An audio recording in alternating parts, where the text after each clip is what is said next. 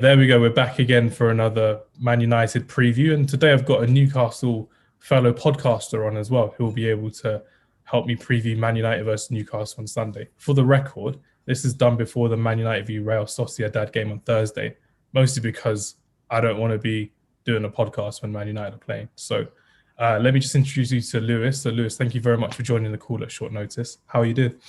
No worries. Yeah, thanks for having me. I'm feeling really good. Bit nervous about the game this weekend, but, you do what you can do.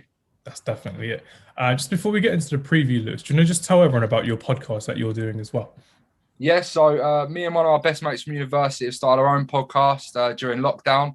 What else are you going to do in a national pandemic? You might as well. So, yeah, obviously the amount of football there is, we thought, why not give our opinion on it, try and be funny with it, just basically waffle on about football because that's what we like to do. So, yeah, it's called It's Football Day. It was a bit of a take off the famous Green Street film where the main character's got a terrible Cockney accent, seeing as he's from Newcastle. And the way he says It's Football Day is just funny. So, yeah, we made a podcast where we literally every Friday just talk about all the Premier League games, place our own bets, talk about FPL, and kind of have a competition between the two of us as who can predict the most scores right out of like a Super Six style format. Brilliant. That's good to hear. And for the record, the actor Charlie Hunnam actually became really good at acting further down his career, and he actually got a Cockney accent done and dusted eventually. I think it was in. Yeah. He didn't do one in The Gentleman. He did like a classic Northern accent. He did like in the Gentleman. Classic Northern in The Gentleman, and his American's pretty good in Sons of Anarchy. So you know what? We'll give him it. We'll take that. I really liked him in King Arthur as well. So yeah, Charlie Hunnam, if you want to check him out, is a fantastic actor. Not what we're here to do, but we may as well talk about him.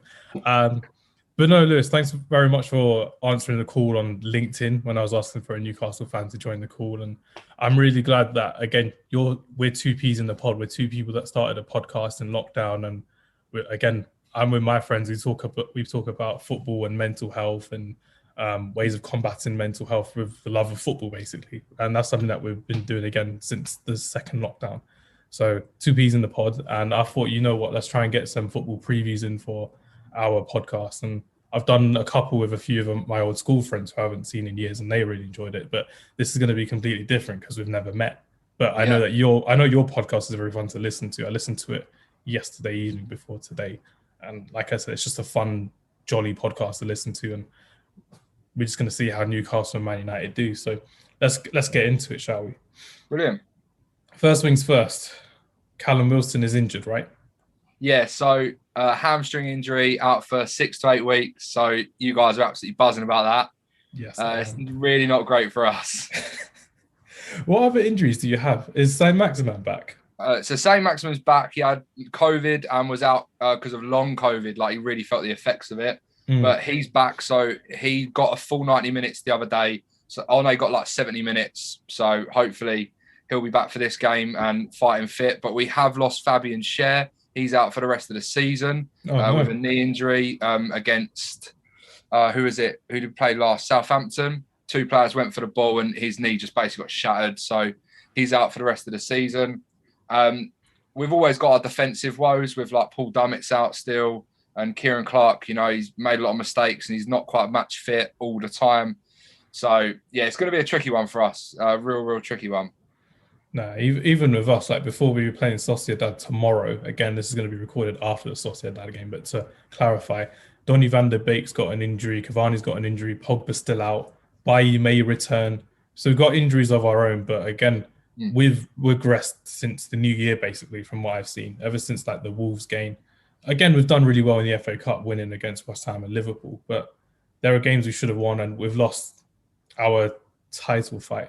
I, for one, didn't believe we were going to go anywhere near the title fight and challenging Man City at the moment. But they've gone to show we've lost against Sheffield United at home. We've drawn to West Brom, a team that Harry Maguire wants to make complaints about, saying, oh, yeah, the referees don't help us and West Brom is a hard place to come to. But like 6-7 teams that have gone to West Brom this season have scored more than 4 goals. So, and that's with Sam Allardyce and with Bilic as manager. So, yeah. That's really annoyed me when players start to complain a lot. Just get on with it, do the job. And Newcastle is a historically very easy team for Man United to beat, especially at Old Trafford. But historically, things haven't really gone our way this season. So we'll see how it goes. Yeah, it's really setting you guys up for a failure here. But then again, you look at our form, and yeah, I genuinely think you'll be fine, which is unfortunate to say as a Newcastle fan. But this fixture's one that I love watching because it's always a great game. It's always a great game, but we're just always on the wrong end of the result. Unfortunately, like in the past 5 games, there's been 18 goals in this fixture, like 4-1s twice last year, or 4-1 already this season, and the last result was 4-1 as well. So, yeah, God knows what's going to happen. I really believe we're going to win. I think it's going to be a 2-1 win. I don't see us keeping a clean sheet, but it's going to be a scrappy 2-1 win. Probably Greenwood and probably Bruno Fernandes, as always. The man's on fire this season that's going to score. But realistically, our defense has been shoddy since the turn of the year, since Bailly's dropped out of the team with injury. De Gea, I'm not sure. I love David De Gea as much as I love any Man United player, but the fact that he isn't as commanded as he once was under Jose Mourinho, under Van Gaal, it's worrying for me, and it's worrying for Man United fans, because when you see goalkeepers making silly mistakes, or when they're not, like the Calvert-Lewin thing, for example, that really annoyed me.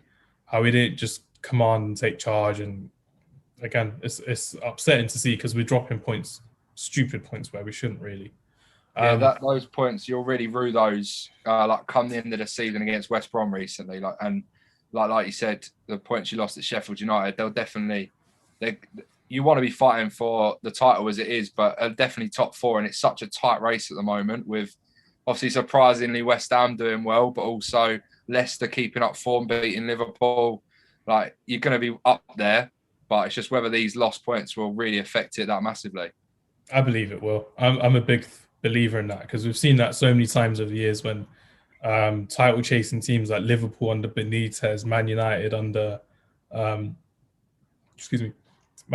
Sir Alex Ferguson in the latter years. That season when Man City won, we dropped so many points against like Everton and other teams where we shouldn't have dropped points, like against Liverpool, really, where the season afterwards, we won the league by February, March time, which is crazy. Yeah. So we kind of knew what we were doing. But realistically, I see us playing like a 4-2-3-1, our classic Solskjaer formation. Defense will probably be easy, like Wan-Bissaka, Maguire, Lindelof, and Luke Shaw at the back. Midfield, most likely it's going to be Fred McTominay. He loves that pairing, that double pivot, and McTominay's been really good recently with scoring goals. But I'm one of those fans that want to see Van der Beek play a bit more. Him and Fernandes would do really well, and they did really well against Newcastle away earlier this season as well, which is why I prefer Van der Beek in that number 8 position rather than the number 10 position, personally. And then Rashford, Bruno Fernandes, Greenwood, I would say would start. And if Cavani's fit, play Cavani, but Martial will have to play, unfortunately. He's been off it this season. That's been unfortunate. That's how I would predict my Man United starting lineup to go. That lineup does scare me, especially the way your fullbacks are playing. Luke Shaw this season he's having a blinder. And the funny thing is, on our podcast, we were slating him at the start of the season because in the first couple of, I'd say, 8 to 10 games, I think his FPL return was poor because he kept conceding and he gave away own goals and got yellow cards. But ever since then, he's got assists. He's got that in his game. It was ever since the Tottenham game when he gave away that really silly foul on Lucas Moura when he just took him out. Ever since then, he's had a massive resurgence and he's been fantastic. Because that game afterwards was the game against Newcastle as well, where again he made that mistake for the first goal that we conceded against you as well, and then ever since then it's just cracked on. And I agree with you 100%. And the signing of Alex Telles, everyone can say like that's a very easy thing to say. A really good left back has come into the club to challenge him, but it's all down to him at the end of the day. He's done the hard yards himself. Has been consistent for us as well. And you don't see many managers subbing on fullbacks at like 60, 70 minutes to go. Yeah. And Solskjaer has done that when he's subbed off Tejas for Luke Shaw to try and impact the game a bit more. And we'll just see how that goes for the rest of the season if he can make it to the England squad in the Euros. Yeah, fantastic. He's definitely having a resurgence to get there. It's just his work rate. Like, he's constantly running up and down that left flank. And I remember Jose Mourinho kind of criticised him for being like putting on the pounds and stuff like that. And his work rate wasn't good. And obviously he had that horrible leg break. We've got to remember that's going to affect your confidence, your career. Had taken like a whole year out. But this season he's been on fire, running that wing, like running the left-hand side and then putting balls in. And obviously got the assist the other day, put it right to his right back partner in Wan-Bissaka and netted it. It was lovely. Yeah, again, I agree with Jose Mourinho, because when you go to the games and you're literally shouting at Luke Shaw, get past the halfway line, support Martial on the left, support Rashford on the left, Mkhitaryan when he was playing at the time, but he took his time personally, and it was really annoying because one game I always highlight to my friends and family who ask about Luke Shaw, the game against Brighton in the FA Cup on our road to the final against Chelsea, but we lost. But he's playing for the first 45 minutes. Martial was on the left, and he got subbed off at halftime. Ashley Young came on again as a left back, and he ended up assisting Matic for our second goal to kind of solidify that game against Brighton.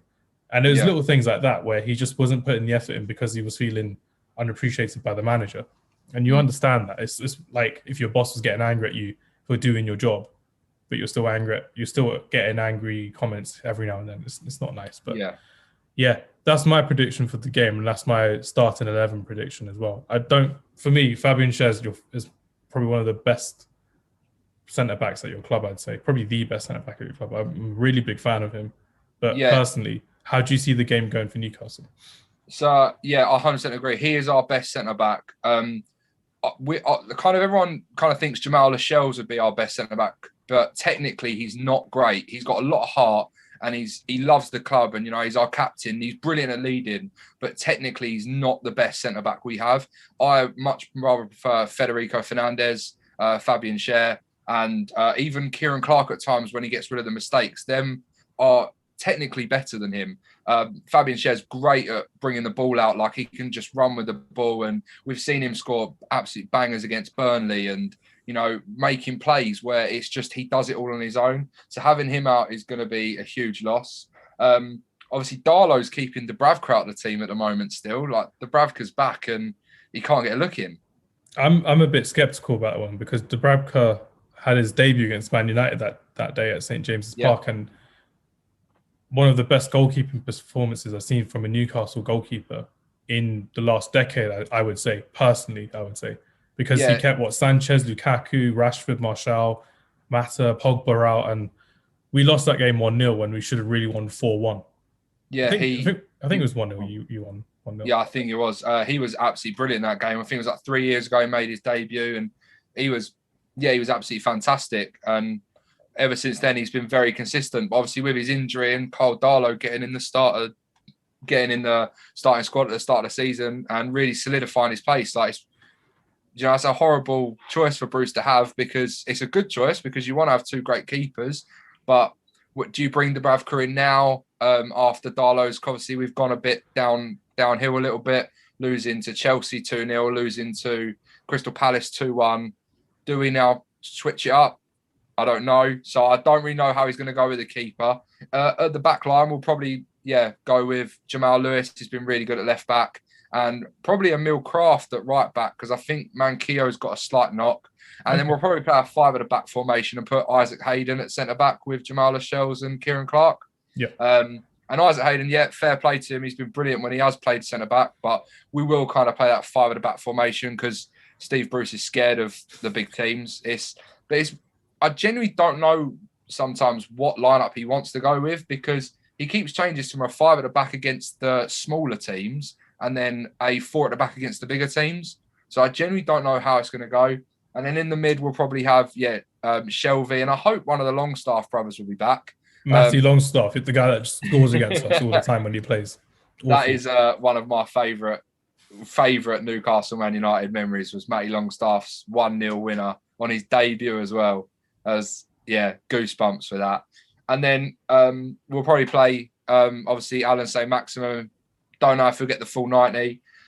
And then, Almiron, who's been brilliant for us. Really good attacking player. I absolutely adore him. I think he's a great player for us. There was a lot of questions about him the past couple of seasons when we did sign him, because he didn't have an end product, but he's starting to get that. He got 8 goals last season, and he's on 6 goals already this season across all competitions. Not that we're in many of them anymore, but and then hopefully we carry on playing Gale up top rather than Joel Linton, because I'm just not a fan of Joel Linton, unfortunately. Like, his work rate is brilliant, but he's not an out and out striker. He is more of a left mid player, but we don't need him when we got Alan Saint-Maximin. Like, he's just an absolute baller. Just to go back before we carry on, who did you want to have in goal? I know you're not sure about who's going to go. Who would you want to have in goal? Dubravka or Darlow? I would probably go Dubravka for this game because I need to remind myself how good he is. Because Darlow's playing so well, I'm kind of forgetting how good Dubravka actually was for us. But he is the reason we are still in the Prem the past 2 seasons. The amount of shots he's kept out, and Carl Darlow's got the best save rate this season, but that's only because he's facing so many shots. Definitely, genuinely is. It's not like he's a world-class keeper, which he's a great keeper, great English keeper, but he's not world-class. But he's just saving so many shots because he's facing so many shots. He just kept busy all 90 minutes, basically, even with the 5 at the back. Because we just sit back and invite the pressure, and eventually, if you keep hitting a wall so hard, it will break, and that's what happens to us. So I'm going to go with I'd like to see Dubravka starting in goal. I think that would be my preferred choice, just because he has got the history of doing well against Man United. He's a great shot stopper, and I think we're going to face a lot of shots. But, I'd be happy either way. No, but in terms of results, I think we'll lose. I don't think we'll score. Really? I think we're going to lose 3-0. And the only reason why is because I watched the game against Chelsea the other night, and we are in a relegation fight, and we did not look like we cared one bit against Chelsea. I think we had 2 shots all game, and both of them were off target. And we're currently sitting in 18th at the moment. Oh no, 17th at the moment. Yes, we've got like 9-point gap on, your Fulham, your West Brom, your Sheffield, but we're still sitting in 17th. We need to keep building this gap, and we had no fight against Chelsea whatsoever the other night.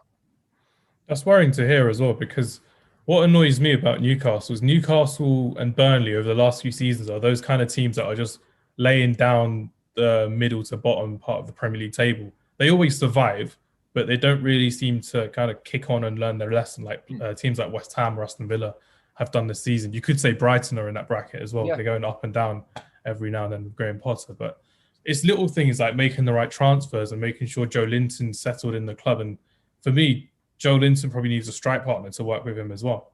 It's the kind of like Anthony Martial. Anthony Martial plays better as a winger, personally, but he scores more as a number 9, obviously, as well.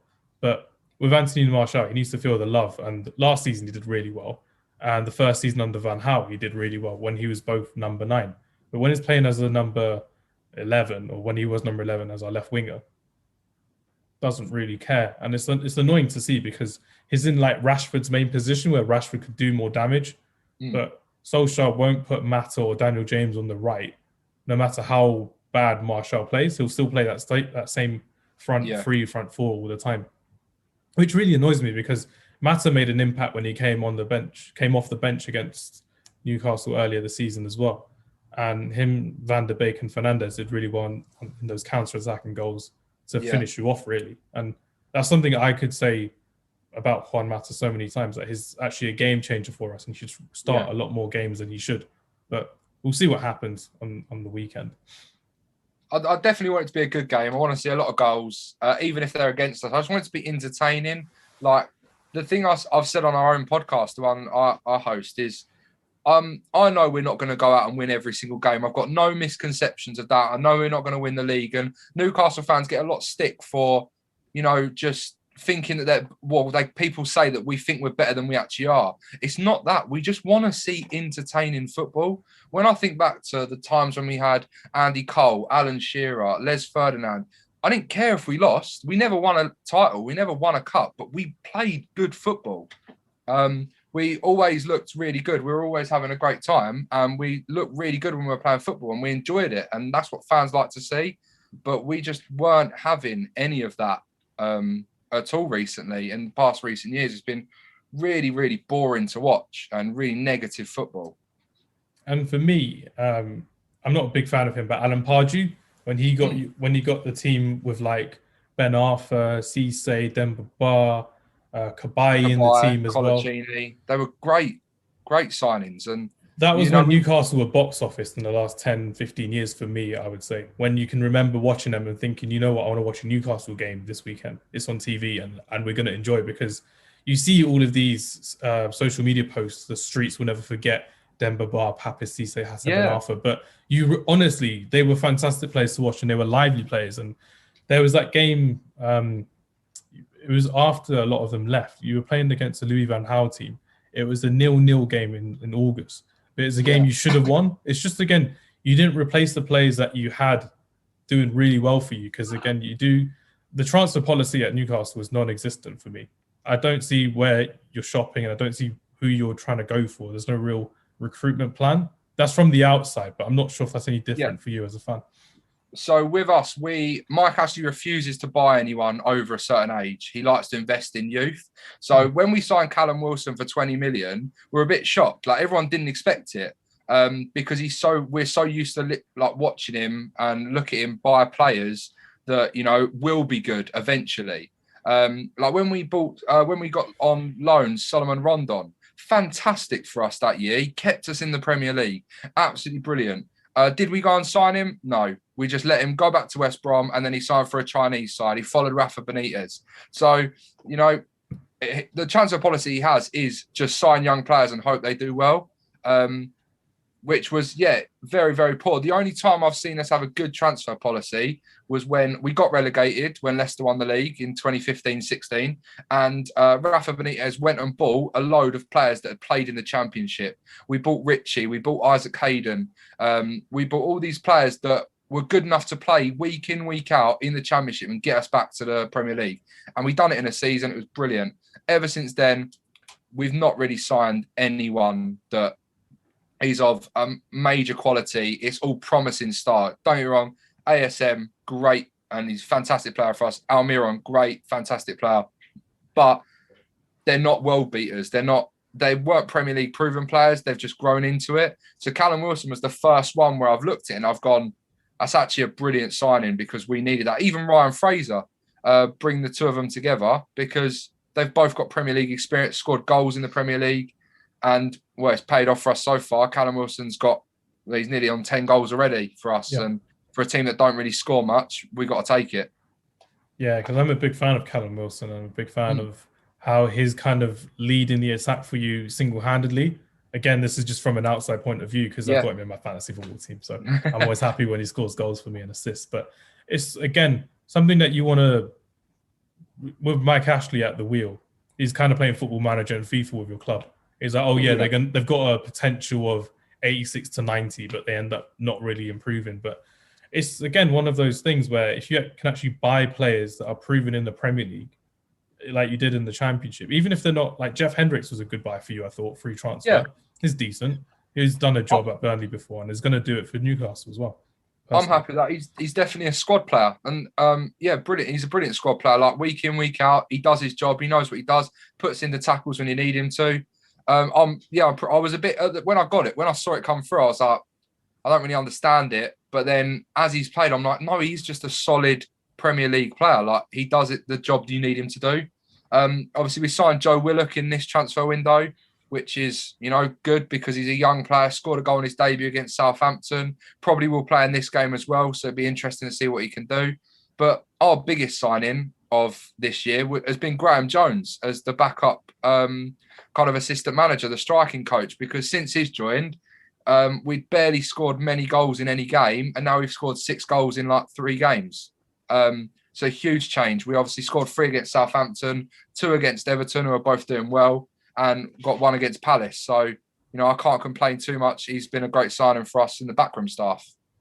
And that's something that I'm quite passionate about as well, the fact that you can have a really good coach that can improve current players in the team. And a lot of fans don't see that. And again, for me being like a football scout, you see how you can improve a player as a football coach. But what I'm really passionate about is how existing players can improve with new members of staff there. And it's the same with a lot of people won't recognize this, but Darren Fletcher became a coach for Man United 2-3 months ago. And if you look at how Pogba's gone from a good midfielder every 1 and 2 games this season has played, because he has been brilliant this season. He went from every single game being really good at his defensive work as well. that game against Burnley, the game against Liverpool in the Premier League as well. Darren Fletcher's had a huge impact on our midfield, and Scott McTominay is learning from him as well, scoring a couple goals every now and then. It's just if you can get into Fred, if you can get into Matic. Matic is, again, a player that I want to see more of, but we don't see him enough, unfortunately. But little things like coach's presence, telling them little things of how to improve, and it's something that I'm quite passionate, and I'm really happy that it's actually happening, and we've highlighted it as well. So nicely done. Definitely, positioning is a big thing as well. Like Darren Fletcher's one of the great Premier League players. Like he goes underrated a lot, but he's won it all with Man United. He's been a brilliant player for them and was for so many years. So now he's progressing into that coach role. Michael Carrick's another one. He's a coach at the club and he's doing brilliant as well. And I genuinely believe that the reason your midfield in terms of Fernandes and Pogba and Scott McTominay have all improved this season massively. Obviously, Bruno's just world class anyway, but the fact that Pogba, like you said, is doing it week in, week out now is down to them players. And Ollie has got a great setup around him. And that's why he's doing really well. And it's good to see him do well because he got a lot of criticism. But I think in recent months, he's won probably the least amount or lost the least amount of games of all the top managers in the league. Yeah. And it's something that I've kind of complained about on the podcast before about how fans can be very fickle. One week they're Ollie out, one week they're, oh yeah, Ollie's amazing, he's at the wheel and all that crap. But personally, it's not always down to the manager. Like with Chelsea, it's not always down to Frank Lampard, but you got sacked. With Arteta, it wasn't always down to him. It's sometimes like with the Sheffield United game, you can't blame him because we conceded that stupid second goal against us. You can't blame him for the second goal we conceded against Everton and the third one against Calvert-Lewin. It's individual mistakes and players need to be accountable for that. And that's something that a team of yesteryear at Man United were accountable for. And Sir Alex Ferguson made it known, and Mourinho made it known, and Van Gaal made it known. But Solskjaer is one of those managers that protects his players from the media. So we always see that, oh yeah, it's kind of, I could have done things differently. But yeah, definitely. It's not always his fault, personally. In terms of the history of this fixture, Man United versus Newcastle United at Old Trafford, you said it was an entertaining fixture, and I 100% agree with you as well. There are times when, like the Boxing Day one of 2012-13, when we won 4-3. And that's on my list as well. That was a great game. Pape Cisse scored that 3-2 goal, and I was literally just almost heartbroken. I was, oh my God, it's going to... I was working that day as well, on Boxing Day. I was working in retail at the time. But yeah, I was literally there, and I was just like, oh no, it's 3-2. And then like 1 hour or 2 hours later, when I checked my phone, 4-3, and we won. Oh my God, this is incredible. It's amazing. And it's happened a lot with Man United at Old Trafford as well. That Alexis Sanchez last-minute winner against you a couple of years ago as well, when Eric Bailly got subbed off in the first half. That was a good little memory as well, when Mata scored that free kick. Martial and Pogba linked up, and Alexis Sanchez probably one of his few goals in a Man United shirt, but it meant a lot at the time. Yeah, like we said, this game is one that I love watching because I never know what's going to happen. Obviously, the St James's Park fixtures are ones we all crave because they're normally great for us. Like some of my favourite ones are the 3-3 win in 2016. I was at university at the time. I remember watching it down the pub, and Paul Dummett scores a 90th minute volley to equalise, and that just, you know, it's I couldn't believe it. But stereotypically, we lose this game quite a lot, unfortunately, especially at Old Trafford. You guys have got a great record against us. I don't actually think we've won at Old Trafford since like the early noughties. Like genuinely, it's been so long. But yeah, that one in 2012, the Boxing Day one. Also No. Sorry to interrupt. You won against us in that David Moyes season, 2013-14. Yeah, you won 1 or 2-0. I remember that. You were in a yellow kit. Oh, fair play then. If we did, yeah, I'll take that. I didn't realise that. No, again, that was one of those amazing. We won. Was that in 2013 when we won 1-0? I think. Oh, was that the Kabaya goal in 2013? Oh yeah, I'll take that back then. Yeah, no, I remember that one because Tim Krul had an absolute blinding game again. We always have great goalkeeping displays against you. That's when your goalkeepers turn up, basically, which is annoying. Yeah. Like they'll never turn up against your relegation battles or your mid-table battles. It's always against Man United, which is annoying. That. But yeah, that was one of those records that David Moyes broke in that one season he managed us. We haven't lost against Newcastle since 19 whenever. And in that season he lost, and we lost against like teams like Norwich away and things like that. Yeah. It's awful, but it is what it is. But no, I'm really excited for the game. I reckon we will win 2-0. I reckon it's going to be one of those games that Man United will kind of press you against your 18-yard box, and you'll probably try and look at breaking from, say, Maximan, Joe Linton, Willock if he starts, Almiron, and that's just something that I believe that we'll end up doing, but we won't convincingly win against you personally.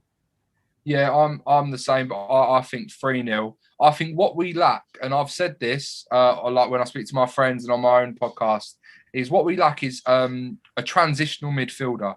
John Joe Shelby is a fantastic passer of the ball, but he can't run with it.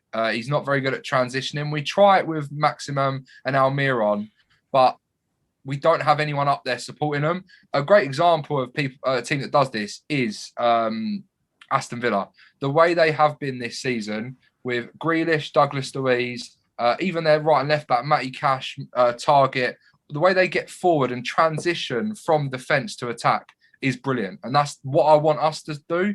But unfortunately, we don't have the players for it. I was really hoping we'd sign a transitional midfielder in like kind of a box-to-box in the January window. We didn't. I don't really see Joe Willock as a box-to-box midfielder. There was a French guy I really wanted us to go for. I think his name was, Boubakary Soumari or something. Soumari from Lille. Yeah, Lille are top of the French league at the moment. And yeah, he's a big factor in that team. Yeah, we were looking at him at the start of the season over the summer transfer window, even though it was in September, October last year. But we were really looking at him and we thought, we're going to get him. And Arsenal wanted him as well. And we were in the final stage and then Lille said, no, we're pushing for titles. So we're going to try and keep him. They've kept him and look where they are, top of the league. So yeah, he's the player I really wanted. And now they're at the top of the league. We'll probably get beaten to him by like an Arsenal or a Man United or something like that. We definitely won't get him, but that's definitely the player we need to really kick on if we stay in the Premier League, which obviously we're struggling to, but I hope we do. I believe you'll stay in the Premier League. I think you've got too much quality there to not go down. But I do think you need a change of manager because Steve Bruce hasn't really proved himself in the last 5 to 6 years, realistically, as a good manager. The only kind of trouble I have with that is I don't know who we would replace him with. I just see if we sack Steve Bruce, whilst we've got Mike Ashley, there'll be no desire to go and get a top manager. Obviously, Rafa Benitez is available, but I don't think he'd want to come back under Ashley. I was gutted when we let him go because he was a world-class manager. He just needed a good board behind him. But I just imagine we'll get someone like Tony Pulis or Mark Hughes to just try and tide us over. And that's not the football I want to see. It's not what I want to watch as a Newcastle fan. The only viable option I had was Eddie Howe, but there's chances he could potentially be going Palace. So if we do sack him, I don't know who we could possibly get. So that's my only worry. And it did come out, the other day that Thomas Tuchel wanted to come to Newcastle, but we didn't approach him 4 years ago. Yeah. Seriously? He said it in his press conference for the Chelsea game. He said in his press conference that when he was available 4 or 5 years ago, he was interested in joining Newcastle, but we never approached him with an offer.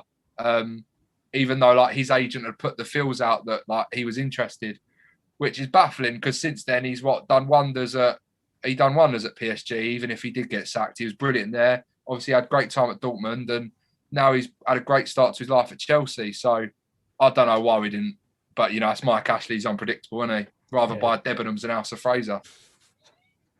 Yeah, he definitely would. And I was one of those fans that was just bewildered why you got rid of Rafa Benitez because again, former Liverpool Champions League winner, he would have actually taken you back up to the top half into Europe, I believe he would have with a good board, but that's something that is just non-existent at Newcastle at the moment. So we just have to focus on the football to keep things a bit more pleasant, I would say. Yeah, the shocking thing about it, and I still feel lucky to this day that we had him when we went down to the Championship. So obviously we signed him in January or February even, and we got of 2015, 2016. And we got relegated, but no one felt we didn't blame him because it wasn't his fault. He got brought in and he done his best, but genuinely there was nothing he could do. And then, unfortunately we did get relegated, but he stayed with us luckily, and we stayed up. Or we went straight back to the Premier League.